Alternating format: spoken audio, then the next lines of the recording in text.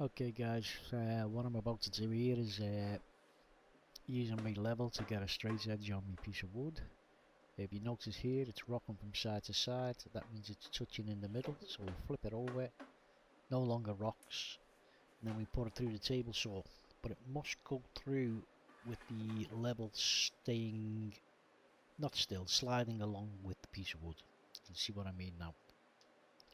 That way it'll give you a good straight edge on the piece of wood.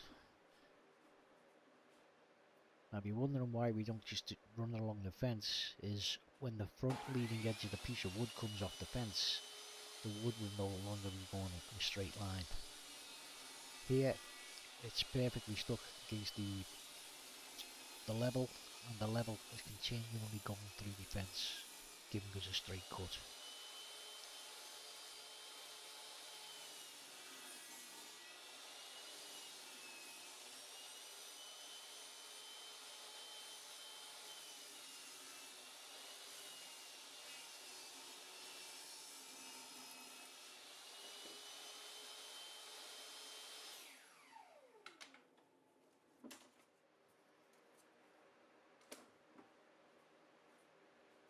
Now we've got the straight edge on one side, we get rid of the level, flip the piece of wood over and run it through and trim off the other side, and that way we've got a perfectly straight piece of wood.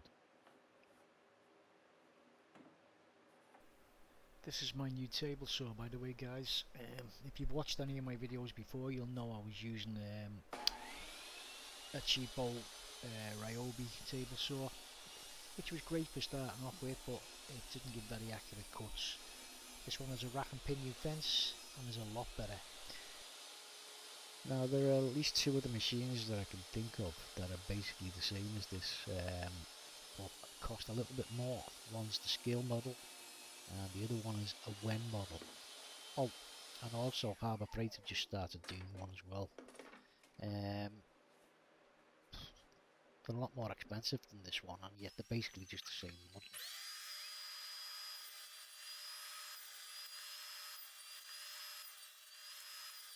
Just a quick run through the joints here, just to get the straight edges on the other sides. Everything's nice and square now guys, so I'm just cutting this in half. It's directly in half and it's just for making the two short poles.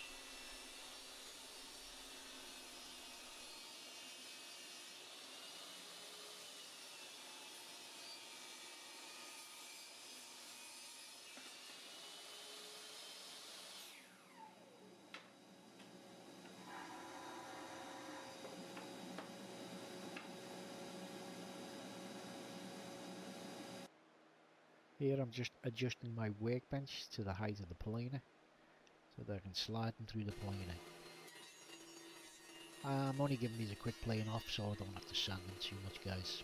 In fact I don't even sand them at all, I just run them through this planer just to get them a bit of a smoother edge. After all, they're only going in the garden as poles. Adjusting the table back down to my table saw. Any comments about the table guys, you can just leave them in the comments below, and if you want me to explain what it is and how I do it, I can do that, no problem. All we're doing now is we're just rounding off all the edges. Now you can see these are the longer pieces. Now here guys, if you're wondering why I don't go all the way through, it's just because that if you go all the way through it kind of gives you loads of tear out on the bottom. So I tend to go like halfway through, flip it over and then continue all the way through, and that way you don't get as much tear out on the bottom. Gives you a better finish.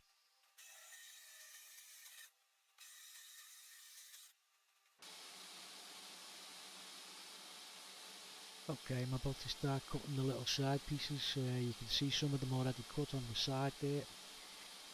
I've done this on the table saw at first. That's actually a stop block I stuck down with a bit of double-sided tape, you can see. But then I figured out a little bit later on I can actually do this on my mitre saw, my mitre station, because I've got a 12-inch blade and it's got like a 13.5-inch cutting distance. So once I thought about that, I went to the miter saw that you can see here, and I started doing them on here. That's a little stop I've got there, stuck down, and this is a zero clearance fence with a zero clearance table which I made. I do have a video about this if you want to watch it. Now, if I wanted to cut a 45 on that, I just throw a square on the end here, and I can throw a 45 on without actually turning the miter saw around. Because I very rarely take this table off now. I love it. Okay, time to weatherproof them all. Just gonna coat them with these guys just to give them better weatherproofing since they're going in the back garden. Also gonna weatherproof the piece that's going into the ground a lot more, which I'll show you in a minute.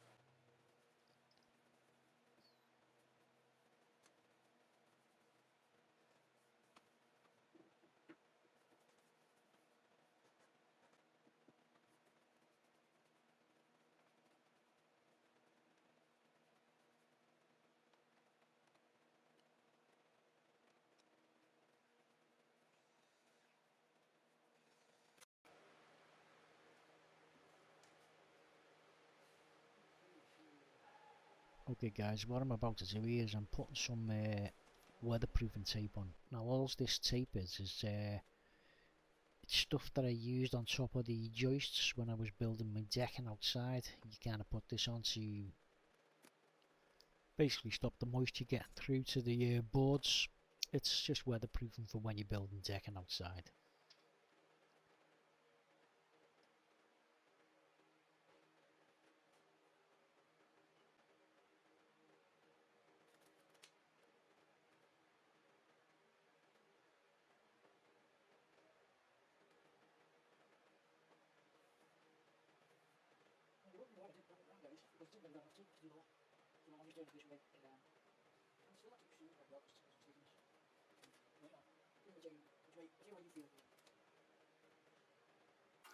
I forgot to show this a little bit earlier on guys when I cut the rings out, so I just thought I'd throw it in now.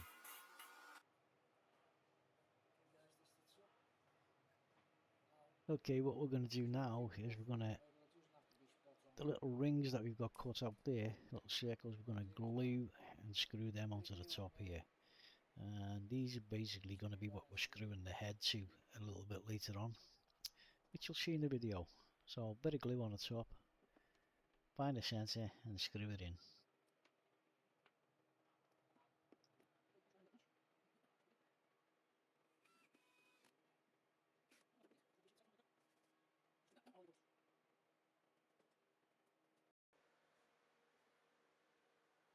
Now we're going to do two little holes here guys, quite close to the edges, and what we're doing these for is we're going to put a couple of screws in these later on which are going to hold the shade. We're going to hold the shade onto here, you'll see what I mean in a second or two.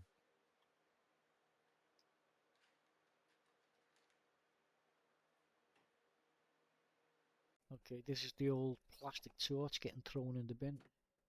They just break up big style. We just keep the head off it with the shade. As you can see, some of the lamps are still going there. Give them a clean off. Get all the dirt off them. And this is how we start to make the torch guys. The Tiki torch. These are the pieces that I cut earlier on this. First on the table saw, then on the miter saw. All weatherproofed up with clear sealant. Now here what I'm pointing at there, there's lugs there where when you turn the shade it locks them into the head. So what you want to do when you're putting these pieces on is put it on top of that and don't glue all the way down the stick, so that you can still unlock the shade and take the head out. You'll see the way it works shortly when it's built. When you take the head off, all the, I don't know what to call these things, sticks or whatever, all these sticks that we're gluing on, they'll come off with the shade, so the head will come off separately. So make sure you don't put them where you can't twist off.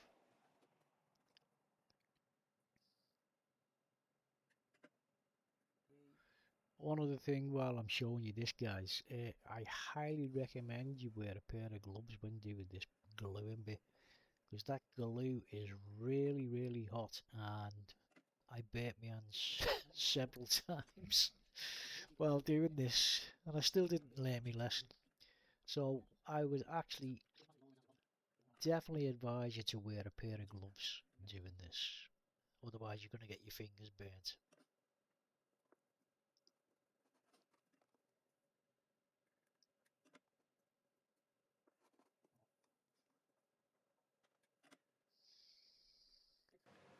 Okay, what we're going to do here is we're going to glue a little bit of thin rope on the bottom, kind of in the middle of the shade kind of thing, or towards the top.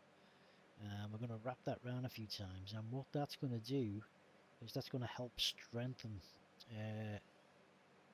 all the pieces of wood against the shade, because in a moment or two we're going to be kind of like forcing all them pieces of wood to bend towards the middle.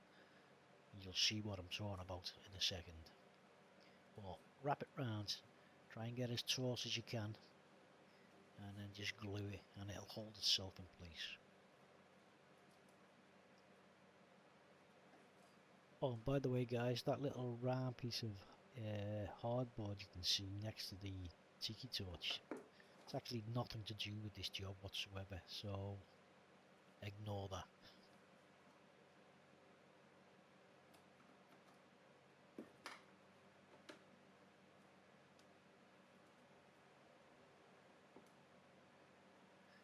Okay, you'll see now why we drilled them two little holes.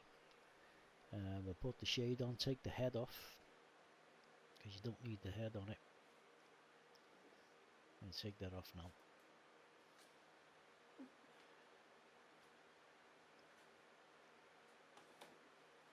And they will actually hold on the shade quite steadily when you put the two of them in.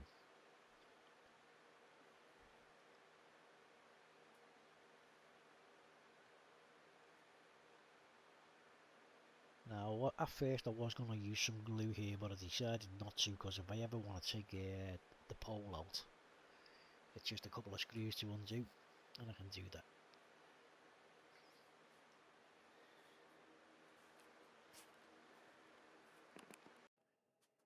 Now, when you see me making the first head up, I was making that for the larger poles that I've got.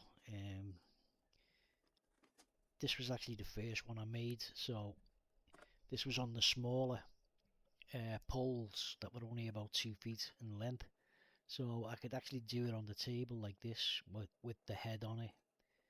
But on the ones with the like 6-foot poles, if you try to make it like this, then obviously it would keep falling over, so it's easier to make it the head up first and then put it onto the pole.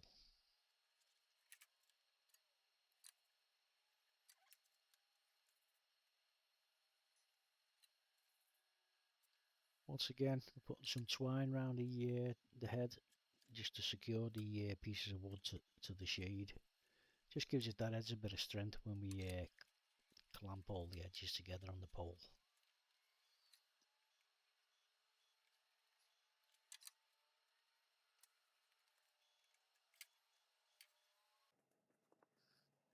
Now here I'm using, I don't know what you call them here in America, but in the UK we call them Jubilee clips.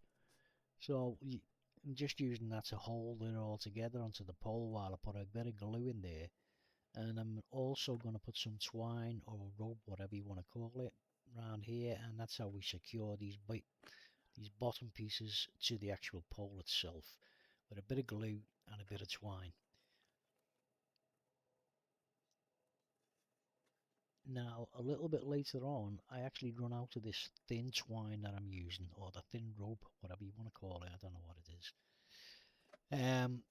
So later on, I can't use the Jubilee clip. So what I'll do is I'll just use some blue tape to hold it all together while I put the thicker rope on. And then just take the blue tape off. Simple as that.